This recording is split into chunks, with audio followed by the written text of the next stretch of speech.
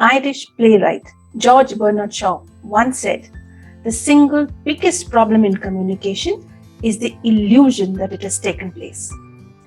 Hello viewers, welcome to the second video in the communication series. The last one was focused on being able to say no effectively. In today's video, we are going to focus on ensuring that the message that you intended to has been communicated. In short, ensuring that your message is getting across effectively. Let us start with eye contact. Perhaps the most effective way of communicating information and having it understood is to ensure that there is sufficient eye contact with the recipient throughout the length of the communication. Eye contact during a conversation is vital. It shows assertiveness and interest in what is being said. When you look the person in the eye, you communicate confidence and belief in your point of view. One of the most powerful means of communicating confidence and conviction is sustained, focused eye contact. Here are a few things that can summarize the importance of eye contact. Eye contact opens and closes a communication. So ensure eye contact is established before you start communicating. Suitable eye contact is associated with credibility and dominance. We just saw that. On the other hand, lack of eye contact and blinking are interpreted as being submissive or demonstrating lack of confidence and even integrity. So we definitely don't want to do that. Last but not the least, stares can communicate hostility. So balance the amount of eye contact is what you are looking for.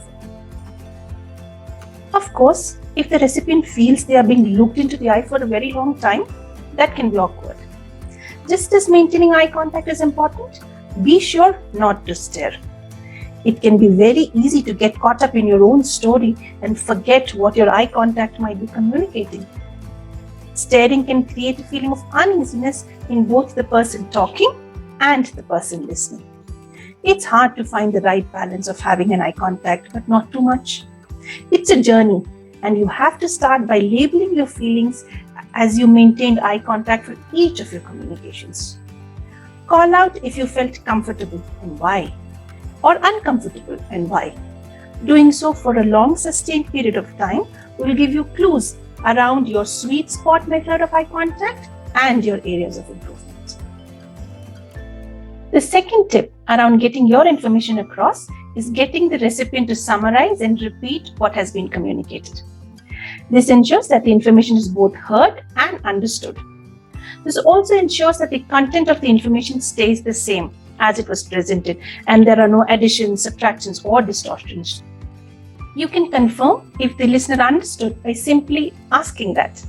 And you can do so in a couple of ways. A few formal questions to check whether the listeners are understanding are by asking, "Do you understand what I mean? Does it make sense? Or am I being clear? Is it clear?" The last one is more often used when you're giving out instructions. Of course, if you don't want to make it sound so formal, there are a few casual ways too, such as, "Do you follow me? Are you following me?" Or, "Do you know what I mean?" Or, "Are we on the same page?" When you say, "Do you know what I mean?" this is used to see if the person agrees with you, and "Are we on the same page?" is typically used to check if the listener sees the things in the same way as you in terms of opinions. Or you could simply ask, "Do you get it?" This is a casual way of checking in quickly and is used typically with somebody you know pretty well. The last tip around ensuring the message is understood is that the language used should be in line with the recipient's capability and understanding levels. Talking to someone who's not savvy in the jargon will not only be a waste of your time and effort, but it would also seem to be pretentious to everyone around. This type of communication would not be effective at all. When things are simple, they are easy to learn and remember. When your messages are filled with unnecessary information, it dilutes the message and takes the attention away from your key points. On the other hand, when your message is simple, it focuses your attention on the important stuff. Another reason to keep things simple and short is that it makes it easier to remember and recall. If you really want people to remember what you've told them at a later date, then it needs to be really, really simple. Here are a few tips that can help you keep your message really simple. First one, be direct. Just say it. Say what you want to get across to your audience. You don't need to dress it up. You don't need any filler words. What you need to do is to simply figure out the most important message, put it in a sentence, and get your point across. Second, ask questions. Once you've directly stated your message, ask if anybody has a question before moving forward. The best measure to know if you're really keeping it simple is to ask. When people don't grasp what is being spoken about, they are less likely to ask questions because they have no clue what to ask.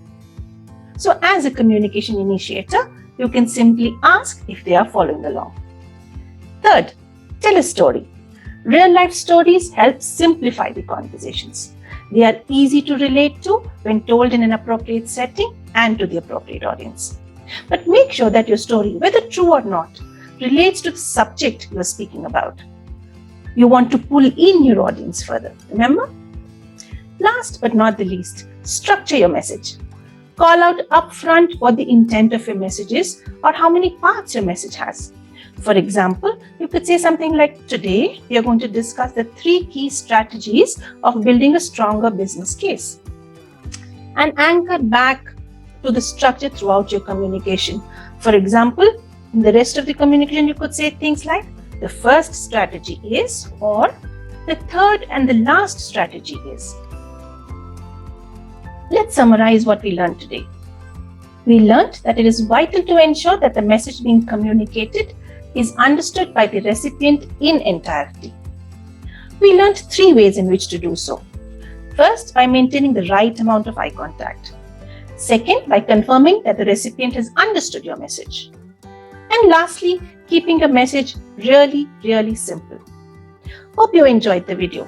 If you did, leave a comment below and like and subscribe to the channel so you do not miss out on the reminder for the next set of videos in the series. Thank you.